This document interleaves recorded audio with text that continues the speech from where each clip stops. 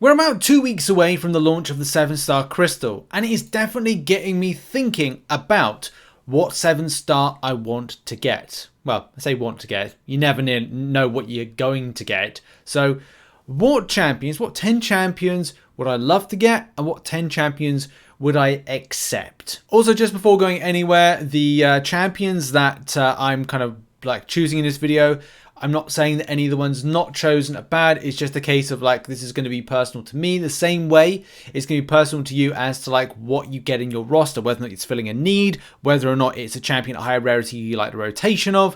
Everybody's opinion is their own, but put in the comment section which are some of your top champions from this new crystal that you may be going to get, that you're going to feel are going to be good for this and you'll love to get them, and ones that you think that would be passable. Now let's face it, not every single champion is listed in this particular 7-star. There's obviously a lot of champions I personally would have loved to have seen this, mainly Apocalypse, maybe Magneto, definitely Kingpin. Kitty Pryde would have been amazing, Cosmic Ghost Rider, and so many more, right? So many more I'd love to see in this. But it doesn't take away the fact that there are some great champions within this particular pool, the one on screen right now, that I'm sure a lot of us can find some usage in some sort of shape or form. There's 36 champions that are spread about on the different classes. Not each individual class, but what is like a breakdown of X amount. There's 1, 2, 3, 4, 5, 6. So there's 6. 6 times 6 is 36. That's maths. It's maths. I can do maths. But in any case, what I thought I'd do for this particular video, it's interesting what data comes up from like just looking at what you would like to get. So we've got on screen right now my 10 champions I would love and 10 champs I would accept. Of course, the other ones are gonna be, I'll probably get something of the other 16 that I didn't list here, but how I'm looking at it is from like a different perspective of going, right, well, it fits a need that I don't already have, or I've just put it in there, just 1 or 2 would just be like random, but there's some explaining. Here's a visualization of this with ticks and question marks. Question marks being ones I would accept, ticks being ones that I would want to get for good reasons. Okay, so let's kind of go over them, and I'll switch in game to kind of like talk a bit more about it. So the first thing that I want to point out, which I don't know if you can see, color patterns. Color patterns are interesting because most of them are going to be mutants. Let's face it, a lot of the time it's hit and miss when it comes to mutants, but a lot of the time it's more hits than misses with what champions you have for defensive, offensive purposes. And I actually put Bishop as being a great defender, which he is, and is most of the time in my Battlegrounds deck, but I kind of skip over the fact that I've used him in attack a few times and really enjoy the champion. Sunspot is right up there as kind of like, I need to get that champion. That champion has saved me a lot when it comes to Battlegrounds, mainly because his ramp up on getting those incinerates, getting them quickly, rotating quickly, can mean one of the key elements of Battlegrounds is time.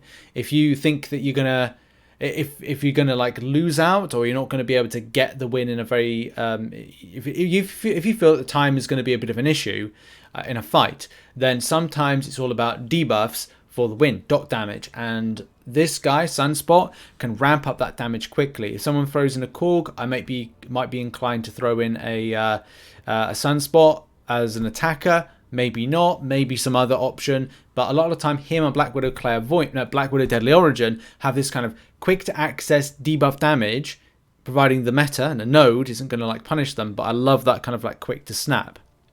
The other thing that I have a bit of an issue with at the moment is I really want to use a Hulk. I've got a 5-star version of Hulk. Yes, it's still usable.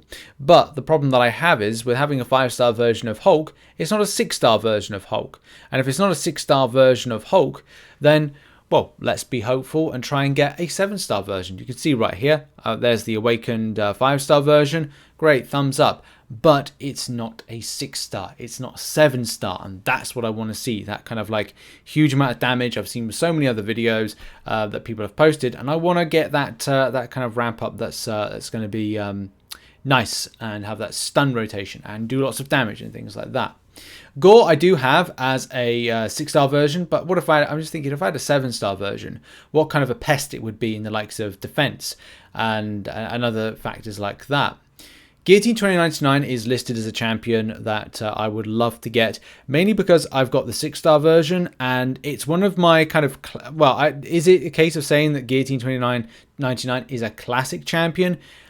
I don't know. I don't know if that's fair to say. When was the champion introduced? 2019. So even though it's like, I mean, look, this champion's 2007, 2014, but I kind of feel like this champion was at a big turning point, and there's a lot to this because this was a champion entered in when I went to New York Comic Con. So there's a bit of a kind of like bond there with this champion. This was the one that was kind of like you won this champion. I think Metal Sonic Dude won this champion and was like the first to kind of have it delivered and be able to play it and stuff like that. So this was there's a lot of history behind this particular champion, and that's why it's like it's important to me. I'm sure it's important to like Metal Sonic Dude and kind of like the people that were there at New York Comic Con 2019, because yeah, it has history. We have history around that particular champion. So what else gets into my old love? And a lot of this is, which you can see right here, I don't have a 6-star version. And that's a very important thing. To say I don't have 6-star versions becomes important. I didn't want to do EOP with champions that were 5-star versions, but I ended up doing it because I had no other option, and sadly time is always a big factor. So yeah, some champions that I really want to see are the ones that I don't have, or get, sorry, I don't have. There's still ones that are coming on. I mean, if you followed my featured 6-star endeavor recently, you'll know it's been an absolute disaster to try and get new champions, and I've been stung. I've probably spent in close of like 400k, maybe 450k's worth of 6-star shards to try and get new featured champions, and I've only got like two, I think two, maybe three of the new featured, which is disappointing. But I don't have Dragon Man. I don't have a 6-star version of Domino, and I would have liked that. I should have put that on my notes. I don't have that as well, and that's another reason I'm hunting that particular champion. And then also, yeah, Terex. I mean, I don't have Nick Fury, but that's another story. If you've been following the channel, you know exactly what's going on with that. But Terex, I don't have that champion as a 6-star. I would have loved it as a 6-star for defense options, for offense options, in certain circumstances. Armor break is go-to champion for some of the various kind of Cavalier nodes, Thronebreaker nodes, and stuff like that. So I really would love to see that. But yeah, my kind of mentality with a lot of this is similar to Robots, the animated film with Ewan McGregor and the unforgettable and the legendary Robin Williams, where Mel Brooks is Big Weld, and he says the line, "See a need, fill a need," and that's what I'm doing. I'm seeing a need, I'm filling a need. But that doesn't take away from the fact that are some champions I would accept. Now, at the moment, I still have this ongoing problem, and this is the other thing. Making decisions about rank 5ing is a bit of an issue for me at the moment. I've started to slowly creep up Overseer, right, which is right there, to a rank 2, I think that is, or maybe rank 3. But in any case, I've started creeping it up. Once it's crept up, I'm going to start playing about with it more and figure out how good it is. Well, obviously, I know he's a good champion, but see how he kind of fits into what I plan. But here's the thing, he will more than likely be my my first rank 5 6-star. Although I was playing Quicksilver like a couple of days ago and I really enjoyed it. So this is a big problem that I have, and I still haven't made that rank 5 decision. I will do, but I need to really kind of figure out, is it the right one? Especially the right one based on the fact that I could see a 7-star entering my roster. Not to say that it's a definite, but it's a possibility. So if it's put in, do I keep a rank 5 version as a 6-star and start developing a 7-star version? It'd be kind of weird, but at least one could go to like one piece of content. But saying that Alliance Wars is going to do that split soon. So yeah, you kind of think, what am I ranking up? Why am I ranking up? And those questions need to be kind of asked. Korg would just be defense. A lot of the champions I've already got and would just love like higher versions of them just to do like equal, if not better damage, depending on the rarity versus damage output situation. But the final thing would be to get Spider-Man as a 7-star just because he's fun and does a good bit of damage. So a lot of people rate the buff, some people don't.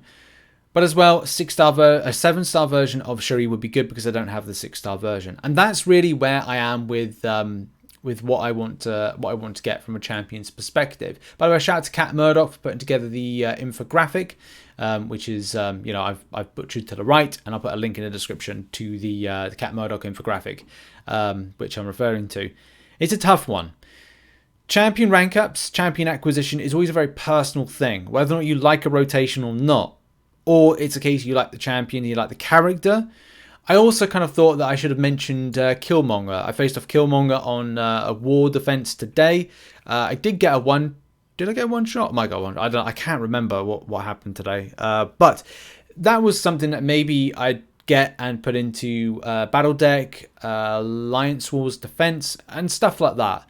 And that's, again, key decisions. So there's going to be stuff on offense and defense that you personally are going to like and dislike. And I would say if anybody's kind of going into this, I wouldn't say, even though I've done a video on it, part of me feels like I should just go into it with an open mind with opening the crystal. But at the same time, I've got a plan. I've stopped on my rank ups at the moment, mainly because I don't know what I'm going to get. And at the same token, I need to plan tier 6 class catalysts in the future.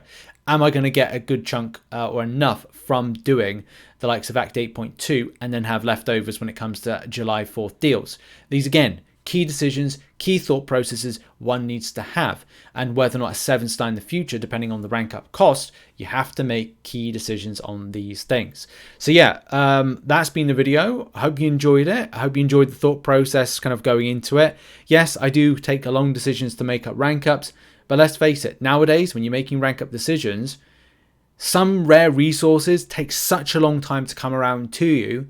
You always feel like you have to make the right decision. And unfortunately, making the right decision comes in a game and the mentality and philosophy where you've got to look at things intricately. Otherwise, you might feel like, I might have made a wrong decision. So take time, think, and make the right decision. And good luck with the 7 stars, whoever's going out for 7 stars, and we'll see you in a week or 2 weeks, and we'll do the opening here on the channel. What are your champions that you are looking out for 7 stars? What champions are you passable ones that you'd accept? Put it in the comment section down below. Check out some other content located on screen, and I'll see you all soon. Have a great day. Bye-bye.